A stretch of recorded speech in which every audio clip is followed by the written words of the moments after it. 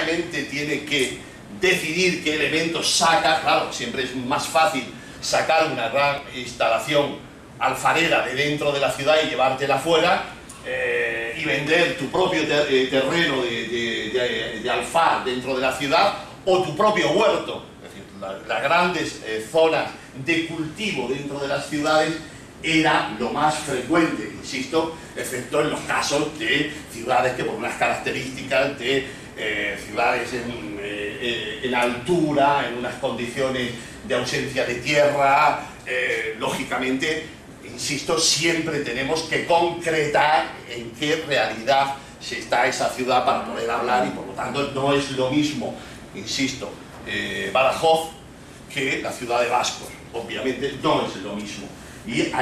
Pero sin duda en toda ciudad, sea Badajoz o sea Bascos o sea cualquier otra, siempre la ciudad se entiende con una previsión de crecimiento. Nadie, ni nosotros en nuestra propia casa, hoy día ya, lógicamente con las técnicas nuevas de construcción y demás es otra cosa, nadie hoy día tiene un concepto de casa ya para toda la vida, hoy día, pero en las sociedades antiguas, la casa cuando se construía y se entendía para un periodo amplísimo donde era necesario entender que se iba a crecer, se iba a expandir, y esa arquitectura, tanto en su crecimiento en el entorno como en altura, todo eso era algo que se entendía y que se preveía. Mucho más en la ciudad. La ciudad medieval es un espacio que se entiende que tiene que incluir en primer lugar todo elemento que tenga valor, e insisto que incluso los espacios cultivados tienen valor. Obviamente tiene sus límites, porque no puedes tampoco hacer un esfuerzo de edificación enorme, porque si no sería, pues como dicen, no se puede poner puertas al monte. Pero dentro de estas escalas de las que estoy hablando urbanas, estos espacios, y ahí pueden ver un poco la imagen, se entendían esos espacios como una realidad urbana radicalmente diferente. Por eso he señalado ahí las zonas verdes, que son zonas de huertos, zonas cultivadas, y en su interior pues pueden ver ustedes alfares, cementerios, toda la realidad, y que solamente cuando hay procesos de expansión y saturación algunos de esos elementos van saliendo. Y lógicamente cuando muchos de esos elementos han salido y hay conciencia de la debilidad de toda esa realidad urbana que está afuera, es cuando se plantean hacer una muralla. Pero un arrabal, muralla de arrabal y muralla de marina, sería ridículo pensar que nacen juntas, como en alguna literatura lo pueden entender. La ciudad está alta y la ciudad tiene alcazaba, marina y arrabal. Mentira. Es decir, es como si dijéramos que el ser humano tiene canas o arrugas. Pues las tiene cuando es viejo, pero normalmente con 10 años ni se tiene canas ni arrugas. Entonces la ciudad, pero es que además esto nunca puede ser una planificación, porque esto entra y choca contra toda lógica. Es más lógico hacer una muralla con unos pocos metros más respecto a eso, que no tener que hacer una doble muralla, que sería el absurdo, sería ridículo, sería de locos entender que a la vez que estoy haciendo la muralla de la marina, estoy haciendo la muralla de la arrabal. Pues estos criterios que les estoy diciendo de análisis de la ciudad, por desgracia, no han estado claros y ha llevado a una confusión conceptual que ha impedido entender la ciudad medieval. ¿Qué hora es ya?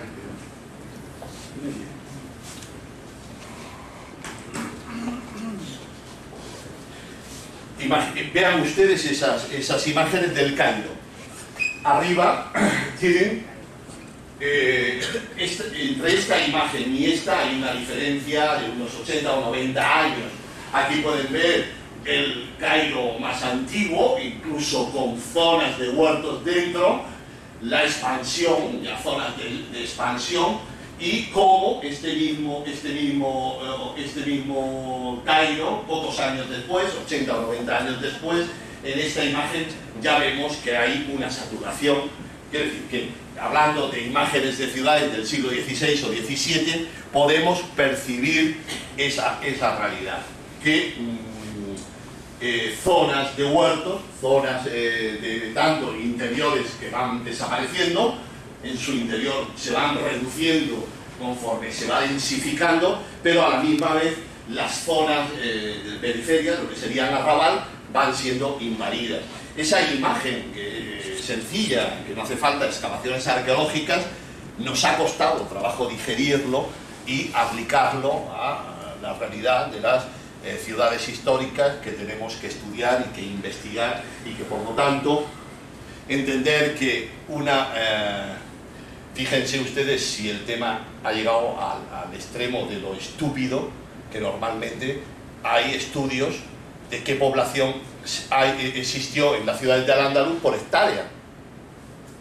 Es decir, solamente el planteamiento de intentar, según las hectáreas de una ciudad, calcular el número de habitantes, pues eso casi todos mis predecesores que estudiaron el urbanismo, incluso algunos realmente personas valiosísimas, hicieron una aproximación a la demografía de las ciudades de Al-Ándalus, contando que las murallas tenían en su interior tantas hectáreas, si una casa que sale en excavación tiene esta medida, si yo esa casa supongo que hay una familia de tantos, todo esto es una absoluta falsedad.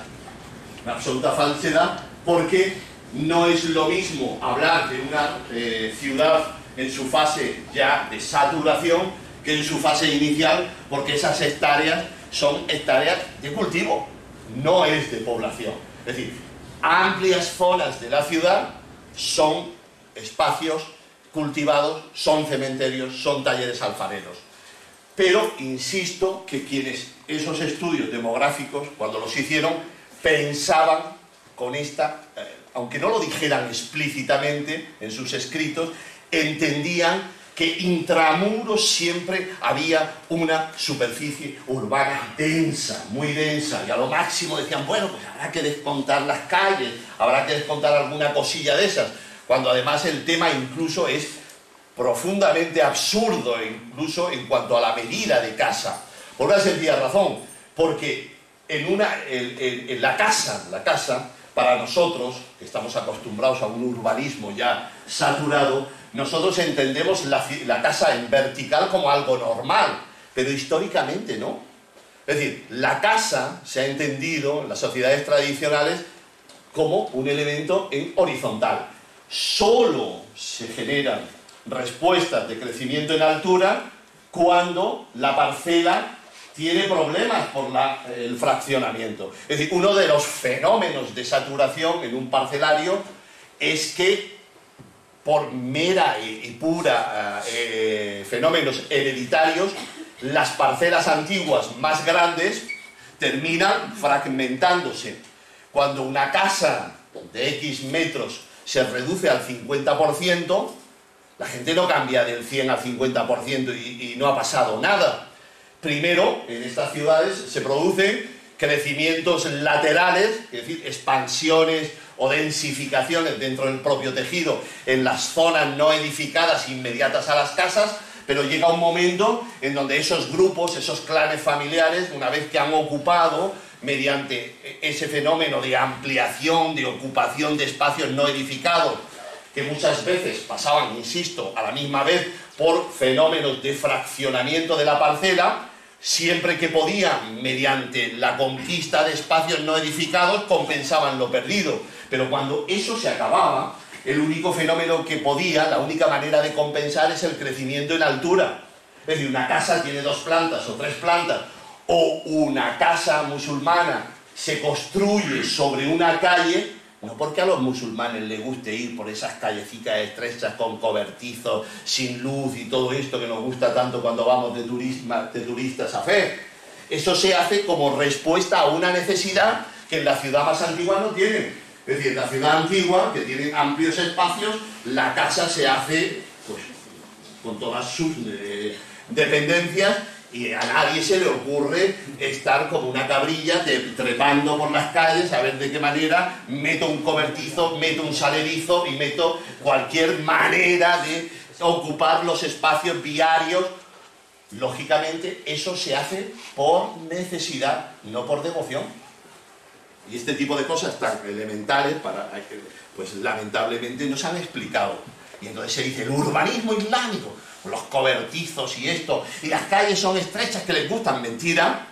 Es decir, las calles son estrechas porque los fenómenos de expansión y saturación llevan a que las calles se queden en los espacios más reducidos y mínimos para el trasiego de animales y de personas, pero lógicamente, como ellos no tenían problema con que sus fachadas no abrieran balcones, pues lógicamente llegaban a la mínima expresión de su anchura, pero esa mínima le era válida. No había ningún problema en esa ciudad, más de los que habitualmente tenemos en todas las ciudades, porque obviamente no existe ni existió jamás la ciudad ideal, excepto la ciudad de Dios de San Agustín, es así, pero la ciudad de la tierra, la ciudad, todas han tenido problemas y siempre ha sido una tensión en el urbanismo para los problemas que se van presentando, resolverlos, sin que se llegue, por lo menos lo que siempre se ha intentado es no llegar al caos en una ciudad. Entonces la ciudad medieval, esa expansión se hace a través de esos viarios o esos espacios no edificados, porque la mayoría de las veces las calles son el resultado de esa invasión, porque la calle no se diseña previamente, existe una ocupación del espacio y las calles terminan siendo el resultado de esa ocupación que mediante el acuerdo vecinal se va dejando en esa tensión de cada barrio, van dejando espacios para la circulación, porque toda esa familia, ese grupo familiar que está en un pequeño barrio, todos tienen más hijos, tienen que hacer más casas, tienen que expandir y por lo tanto finalmente se llegan a esos acuerdos de invasión, de construcción y se llega a esa mínima expresión, pero una mínima expresión satisfactoria para ese momento. Lógicamente para nosotros no, porque nosotros queremos que querían nuestros antepasados que sus habitaciones se abrieran a las calles, que entrara luz, que se ventilaran desde la propia calle. Y obviamente un factor determinante en la Edad Media fue la introducción del carro, eso fue determinante. Es decir, la ciudad islámica tradicional no introduce el carro dentro de la ciudad y por lo tanto puede reducir esos espacios viarios a la mínima expresión para que esos animales puedan pasar y andando puedan entrar los propietarios de esas casas. Por lo tanto, toda ciudad y la propia ciudad musulmana tiene una lógica y un equilibrio que explica su morfología. No es el caos ni es la irracionalidad, no, existe otro concepto de ciudad, otra necesidad de ciudad, otra racionalidad de ciudad. El problema es que nosotros, cuando nos hemos acercado al urbanismo medieval islámico, hemos aplicado nuestros conceptos y lógicamente nuestro concepto es una calle recta, una calle ancha, donde haya luz, todo este tipo de cosas son conceptos que hemos heredado por un tipo de sociedad que ya ha explicado por qué quiere y entiende la ciudad de esa manera.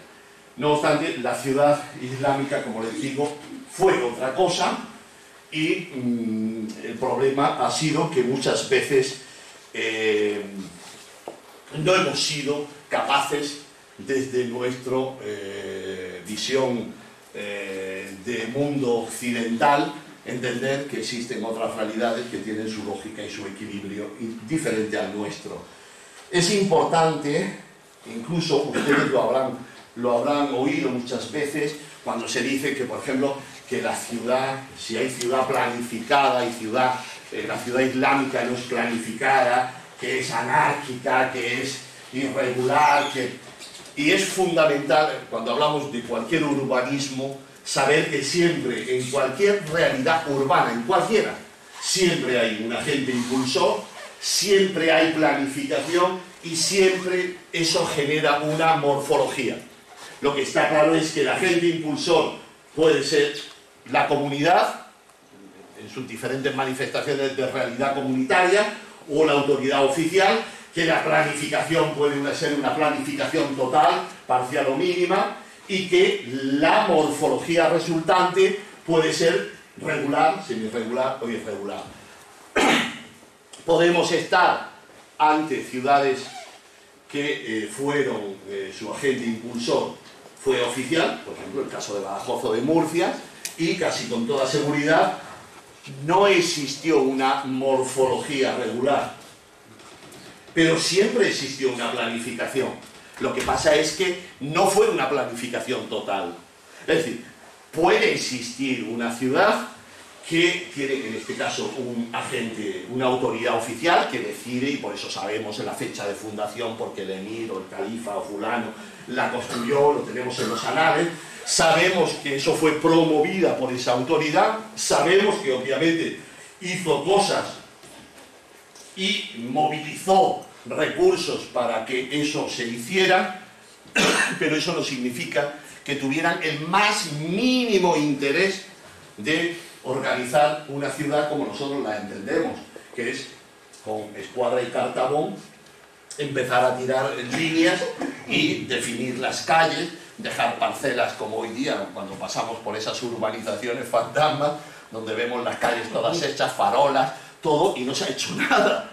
¿Sí? Porque claro, es una urbanización que controla los espacios comunes, públicos, los diseña, los dota de todos los elementos comunes y solamente las parcelas esas las deja para la ocupación de cada particular. En el urbanismo medieval en general, incluso en el occidental, eso no existió, pero mucho menos en el islámico, donde el agente oficial, cuando era la autoridad, no le interesaba nada de eso. Podía incluso articular recursos de los grupos de esas comunidades, conciliar voluntades o incluso hacerlo con el dinero del erario público, construir la muralla, construir la mezquita al-Jama, algún baño, pero después el espacio urbano se repartía por grupos y cada grupo se asentaba y organizaba ese espacio urbano de la manera que mejor creía. Eso, lógicamente, lleva a que hay un agente impulsor, hay una planificación. Lo que pasa es que esa planificación no es la planificación total que nosotros entendemos. Y, obviamente, todo urbanismo tiene una morfología, no es amorfo. Entonces, yo siempre expongo este gráfico con el fin de que ustedes siempre tengan claro que no existe un urbanismo planificado y otro no planificado, que eso incluso en los manuales lo pueden leer. Todo urbanismo tiene planificación. Incluso la planificación que puede hacer el abuelo con los hijos, con los yernos, con quien sea, el grupo que está allí planifica, lógicamente. La gente no sale por la mañana y tira las piedras. Hay una mínima organización del espacio. Y por lo tanto existe planificación, por lo tanto siempre existe agente impulsor. Unas veces es la comunidad, es decir, la comunidad de ancianos de un grupo, que son los que representan a cada clan y que deciden en función de los intereses de cada grupo si finalmente esta zona comunitaria la ocupan o no, porque unos quieren y otros... Bueno, existe unos agentes, existe siempre un tipo de planificación y siempre existe una morfología. Aquí pueden ver ustedes una imagen de ciudad. En este caso es una ciudad abandonada que se conserva hoy día en Jordania, es un Al-Jimal, es una ciudad bizantina con ocupación omeya, pero bueno, en este caso he tenido interés de traerla para que vean ustedes un espacio, cómo están colocadas las casas, y si esa ciudad hubiera seguido creciendo, esos espacios que hoy día ven ahí, que no podemos llamarlos calles, hubieran terminado siendo calles.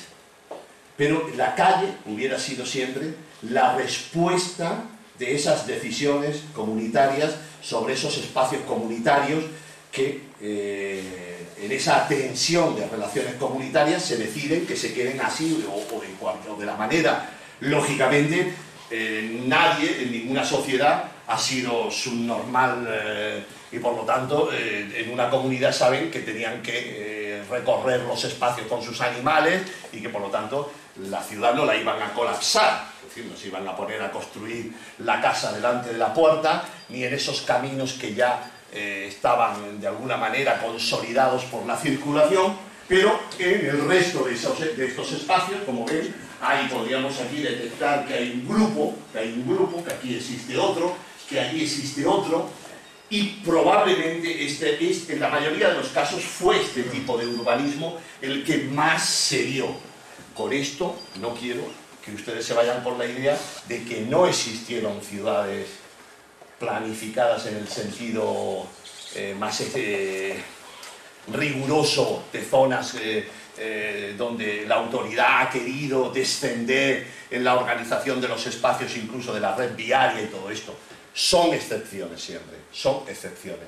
Lo común debió ser esto, muy probablemente aquí en Badajoz o en Murcia, en otras áreas, estas zonas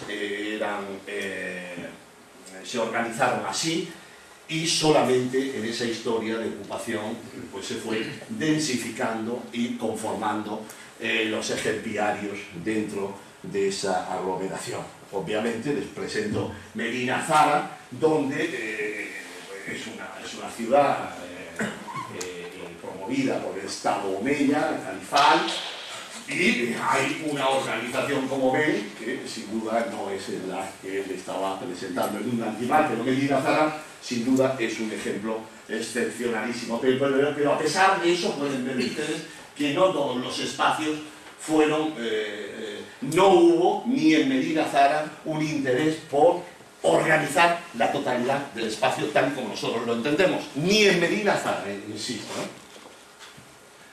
Y como pueden ver aquí, las grandes áreas de espacio cultivado dentro de la propia ciudad, que como siempre son espacios de reserva. En este caso puede tener algún interés áurico, como zonas de recreo, pero en otros casos serán estrictamente espacios de producción, espacios donde se cultivaba al igual que se puede cultivar en el exterior.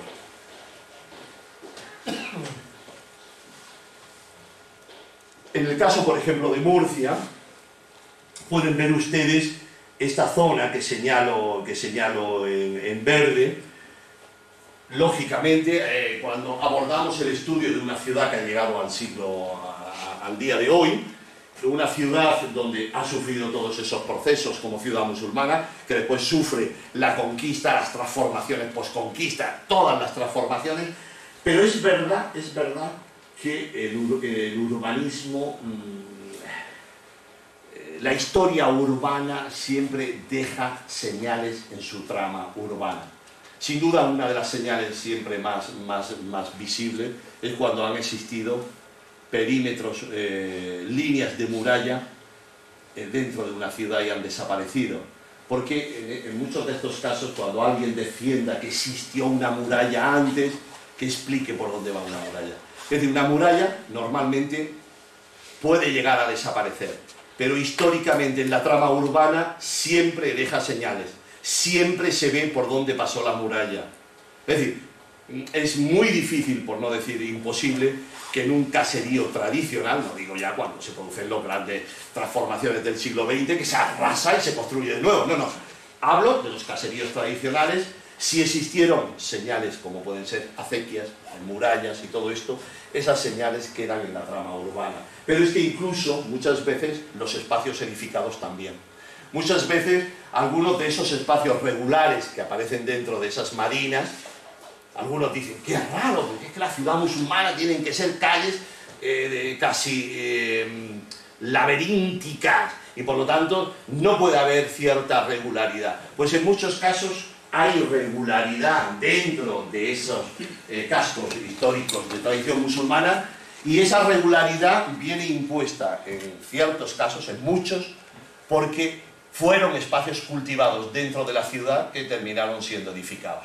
Y por lo tanto, esa regularidad que termina prestándose a las manzanas que han llegado a nosotros, por ejemplo, el caso de Sevilla, toda esta zona, en la zona que todo esto, bueno, ha dado una historiografía increíble. Si esto no puede ser musulmán, tiene que ser ya de época cristiana, tal. Bueno, mentira. Claro, los arqueólogos, es que no aparece nada, es que excavamos, no sale nada. Claro, son huertos.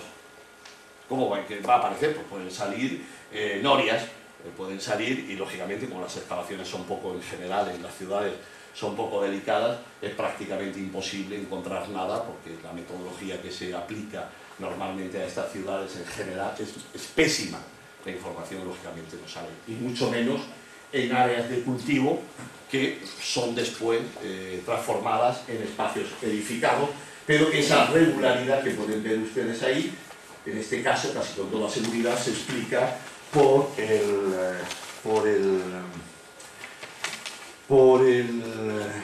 esos espacios cultivados. Ahí lo pueden ver también, en el caso de Granada, este barrio de Axares, pues también es otro ejemplo. Bueno, aquí alguna imagen de cementerios intramuros.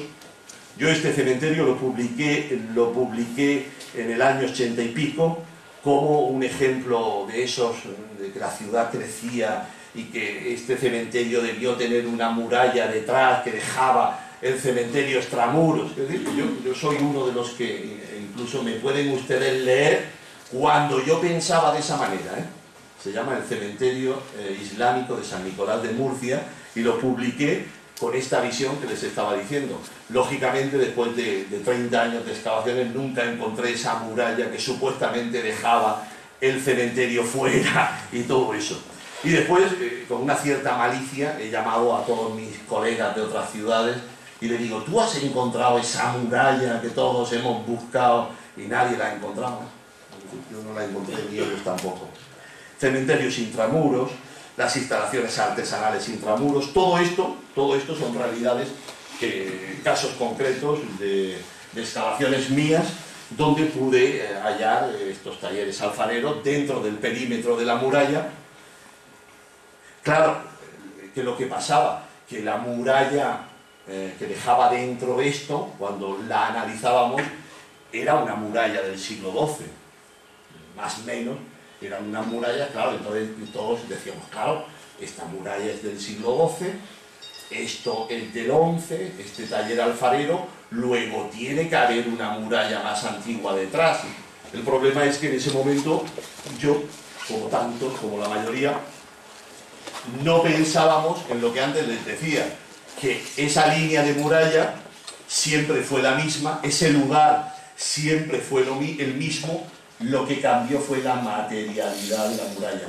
Hasta que ya afinando, en algún caso, que tuvimos la suerte, pudimos descubrir embutida dentro de la muralla de Tapial del 12, absorbida por esa propia muralla, la muralla de tierra. Tuvimos esa suerte, claro. Lo que pasa es que en arqueología se encuentra lo que se busca. Cuando no se busca, no se encuentra. Es decir, la arqueología no son toros que salen de la tierra y topan. Es decir, o tú te planteas, o tú haces un discurso previo, una reflexión previa y buscas, normalmente solo buscando, y no siempre buscando encontramos, pero mucho menos si no buscamos. Les he hablado antes de los procesos de saturación, aquí un esquema, que puedan ver ustedes cómo unas casas, estas grandes parcelas, como pueden ver ustedes, tienen este acceso a esta manzana, pueden ver 1, 2, 3, 4, 5, 6, 7, como estas grandes fincas, cuando se dividen en casas más pequeñas, necesariamente se tienen que generar caminos para dar acceso a todo eso. Es decir, la trama urbana en este caso, esa riqueza de adarves, de callejones, la mayoría de los casos es una respuesta al fraccionamiento de parcelas grandes que al subdividirse necesariamente tienes que crear accesos y por lo tanto tienes que crear calles o adarves que permitan el acceso. Normalmente, una de las cosas que más se comentan para hablar del urbanismo islámico es el adarve. Ustedes lo habrán oído, incluso en las ciudades nuestras se dice, fíjate, aquí hay un adarve como cosa de origen musulmán.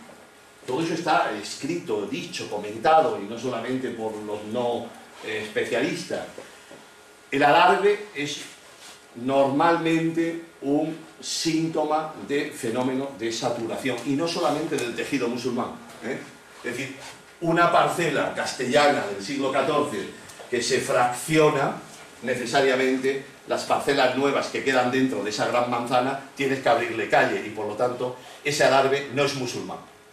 Es decir, el adarve es un síntoma de saturación y sobre todo de fraccionamiento del parcelario, sea o no sea musulmán. Por lo tanto, cuando vean ustedes alardes, en principio no hay que tener seguridad de que eso sea de origen musulmán. Puede ser, no digo que no lo sea, pero no hay seguridad que eso sea. Pues aquí pueden ver una imagen de cómo se forma esa red de alardes, esa red laberíntica, como la han calificado, que es una respuesta. Aquí les puedo presentar una imagen de una excavación mía, concretamente esta casa, con este patio, y continuaba la casa para allá y probablemente para los lados. Solamente pude excavar esta zona, entonces sobre esta casa del 10 pude encontrar la casa del 12 y miren ustedes como una parcela, es decir, que es un pedazo de aquella parcela califal, se generan dos casas con patio central en el 12. Un síntoma, por ejemplo, de este fraccionamiento y de cierta ancianidad en el parcelario es cuando ustedes se encuentran casas con 3 crujías. Esto es un síntoma de parcelario ya que tiene una historia larga. Lo normal es que una parcela antigua o una parcela en origen siempre tenga un patio central con sus 4 crujías. Se puede llegar incluso no solamente a 3 crujías, como ven, porque en definitiva esta casa, que insisto, era más grande, porque aquí tenemos parte del patio, no tenemos ni el pórtico, ni los salones norte, ni nada. Es la zona, insisto, que la excavación nos permitió documentar, como salen estas 2 casas más pequeñas.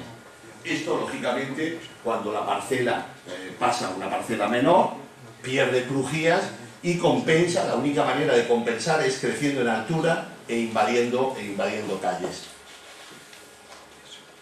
Aquí pueden ver ustedes ejemplos. Esto concretamente es una excavación mía en Sillasa, un despoblado que pude estudiar y excavar toda esta manzana, y es interesantísimo observar. Este es el momento que se queda fosilizado por la conquista cristiana, se abandona y se convierte en un despoblado que pude excavar a lo largo de años. Lógicamente, cuando excavas te encuentras esta realidad, pero esta realidad tiene una historia larguísima, y solamente apuntarle algunas pistas.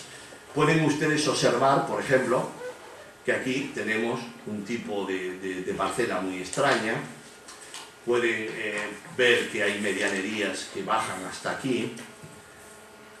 Pueden ver un pozo negro aquí. Aquí pueden ver 2 puertas. Esto, en origen, fue un espacio no edificado que llegaba hasta aquí. Todo esto estaba sin edificar, llámenlo calle o no.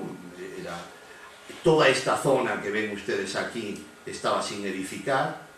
Y tenemos parcelas grandes en origen. Por ejemplo, esto es una parcela antigua, pero en cambio tenemos parcelas nuevas. Esto es una parcela que siempre te indica, este tamaño te está indicando juventud, que no es una parcela hecha en origen. ¿Por qué? Porque estas casas se construyen cuando ya no hay espacio y necesariamente hay que ocupar lo que debió ser una zona amplia sin edificar, que era todo esto. Todo esto estaba sin edificar. Esto estaba sin edificar y bajaba. Aquí pueden ver ustedes cómo esto debió ser un elemento que también bajaba. Esto debió ser crujía de una casa que debió estar aquí y que llegaba hasta aquí. Cómo pierde esta crujía para conformar esta casa, cómo la casa se desplaza y termina compensando pérdidas ocupando este espacio, cómo se conforma aquí una gran parcela nueva que no es de origen. Sin embargo, aquí tenemos su letrina. Este apéndice ya está indicando una vida larga y complicada, que es que, claro, esta casa llegaba hasta aquí, esta casa, y perdió para constituir aquí una casa más pequeña, y compensa, como les digo, con este crecimiento. Pero es que la casa esta debió ser una casa que llegaba hasta aquí, pero al estar en terrazas diferentes, la terraza se la comen, crecen hacia acá, y permiten que encima de esto se construya la crujía que han perdido. Es complicado, digo, pero vengo a decirle que una manzana como es esta, así de sencillo, se puede explicar por una historia de crecimiento, de expansión. Y lo que antes les estaba diciendo, La vivienda anterior llegó aquí, yo creo que en origen fue todo esto, en origen fue, anda.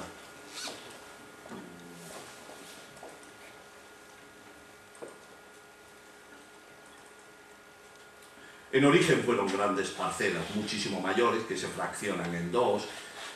En definitiva, hay que afinar muchísimo la metodología arqueológica para saber leer, y quizás una de las cosas que tenemos menos desarrollada en la arqueología española en general y en la medieval en concreto mucho más, es el análisis del parcelario.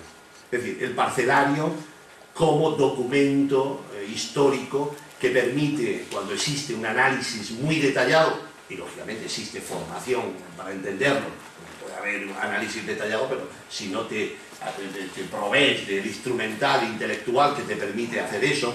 Aquí pueden ver ustedes una casa más antigua que quedó dividida, el patio pueden ver cómo queda dividido por un muro. Bueno, podríamos hablar de muchas de estas cosas. Yo casi preferiría terminar, es que podríamos dar conferencias de muy diferentes temas. Yo creo que conceptos generales le he dado, creo que quizás sería casi mejor que si ustedes tienen dudas, que me imagino pueden ser muchas, prefiero abrir el debate y no seguir porque, bueno, nos podrían dar las 12 de la noche. Gracias. Muchas gracias.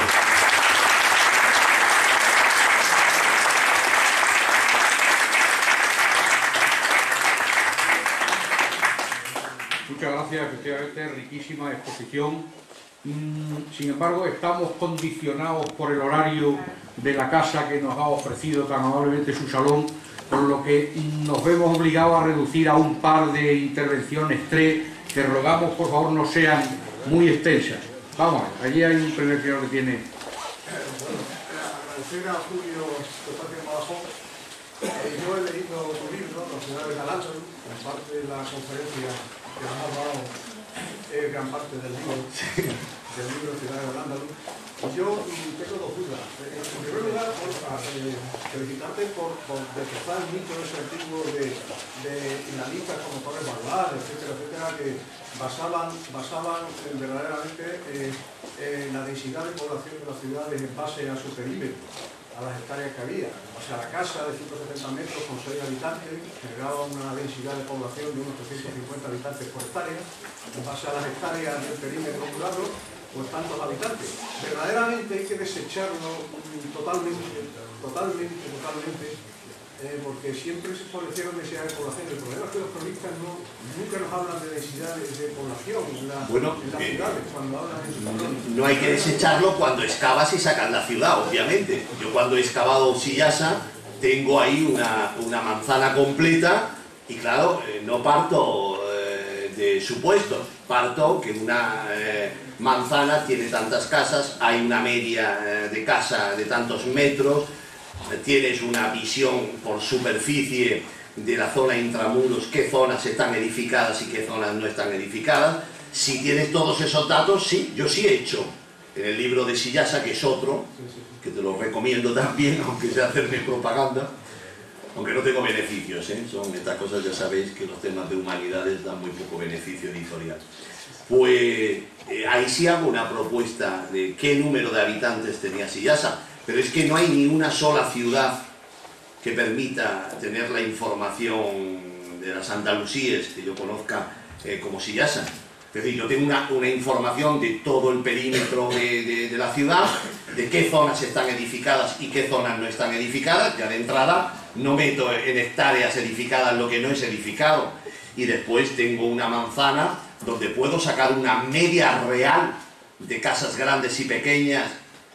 Ya el salto de llevarte eso a otras zonas ya es arriesgado. Evidentemente ya no juego con precisión.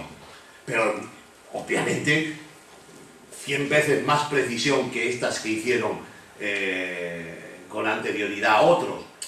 No cabe duda que ese número de habitantes que yo doy para Sillasa, pues por lo menos se puede escuchar. Lo que quiero decir es que lo otro ni se puede escuchar, es un disparate conceptual. No hay manera por donde cogerlo, y ya os he explicado por qué. A ver, si la ciudad está a la mitad sin edificar, ¿cómo vas a suponer que que todas sus hectáreas están edificadas. ¿Y cómo vas a decir que la casa, por una casa que tú conoces, que tenían esa medida, cuando ya has visto que hay casas 3 veces más pequeñas que las otras casas? Entonces, claro, no hay media real de nada, por lo tanto, el resultado es radicalmente disparatado. Pero no porque no se pueda hacer, claro, se puede hacer si tienen los datos. Sí, siempre me... Vamos, perdón, que demos paso porque es que estamos realmente muy apretados de tiempo. Aquí había este otro señor que quería intervenir. Un poco por intentar plasmar los datos de julio y lo que la gente puede conocer de Badajoz. Intentar hacer un poco, transponer datos. Un poco lo que se refiere a julio también, si referimos un poco al caso de Badajoz, es que en el caso de Badajoz no se puede hacer. Sabemos que Badajoz no tiene pinta de que en ningún momento la Marina se haya sobrepasado en ningún momento el perímetro de la ciudad. Nos olvidamos de esos arrabales que se han excavado y tal, pero que quizás tengan totalmente otro sentido. Lo que sí parece, por lo poquito que se ha podido hacer en Badajoz, es perdón, mañana es cuando tenemos una mesa de debate. Si tiene usted alguna cuestión que plantearle, porque si no... exclusivamente a lo que es al modelo, el sistema de depósito arqueológico. Y es el entender que todo lo que es el entorno del campo de San Francisco y todo este campo, un poco pasando por los datos que tenemos como que ha podido plantear a Fuller y los nuevos modelos de interpretación, son campos, no están urbanizados de ningún tipo. El alfar de Puerta de Pilar, el Tesar de Puerta de Pilar, es intramuros, no es extramuros. El cementerio que se conoce es extramuros, pero es el de los leprosos, el Papa Marga. Toda la vida urbana de la Marina, que nunca llegó a superar, que nunca se llegó a acercar a las murallas en la parte del Baluarte, Santiago, San Roque, toda esa parte de aquí abajo, toda la vida de la Marina está pegada a la parte alta de la ciudad. Es el casco histórico alto de la ciudad. Y como el poco arrabal que se conoce es un arrabal que está buscando esa vida superior. Por eso que seguramente se genera no tanto por un proceso de saturación de la Marina, sino también por una accesibilidad a la parte alta, digamos a lo que es hoy en día la Plaza Alta, y un poco ese perímetro de zona. Muchas gracias. ¿Hay alguna última intervención? Disculpen que... bien. Yo rápido, abundando en esa falsedad demográfica, cuando estudiábamos en el bachillerato que Córdoba tenía 300.000 habitantes, entonces eso no sería verdad. Bueno, se ha dicho que tenía 1 millón también. Usted ha oído lo de 300.000. Por escrito hay 1 millón y hay 100.000 y hay 500.000, todos los que quieran. no tiene ningún rigor, pero es que además la cantidad tan disparatada indica que se ha hecho en condiciones disparatadas. Ahora, no cabe duda que la gran ciudad del occidente en el siglo X fue Córdoba. Una cosa, hay que decir que sí fue una ciudad. Yo no me atrevo porque no he estudiado, no me he acercado, porque ahora, sin embargo, con las excavaciones en la zona de arrabales en Córdoba, hay bastante información. Es decir, tenemos ya para Córdoba unas áreas amplísimas, sobre todo de arrabales. Yo creo que quizás en algún momento, pues por lo menos, siempre diciendo las salvedades y lo difícil que es, sobre todo cuando tenemos también amplias zonas que desconocemos, sin duda hoy día tenemos 50 veces más información que la información que se tenía cuando eso se dijo. Ha habido un cambio cuantitativo muy serio en todo esto. Muy bien, pues muchas gracias. Mañana, si Dios quiere, con más tiempo, seguro que podremos entrar en profundidad en cuestiones que habrán quedado hoy en el tintero. Muchas gracias a todos ustedes. Muchas gracias. Gracias.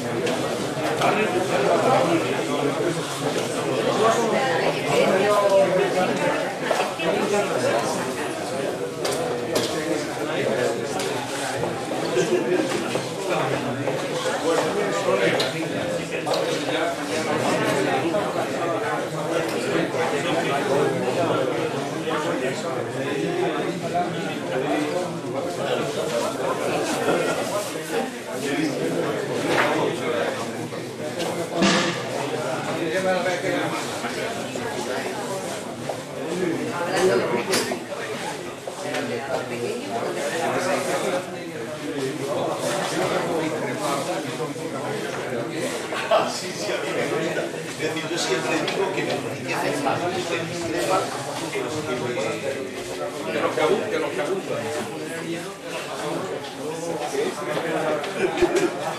Esto es una mentira, es una mentira.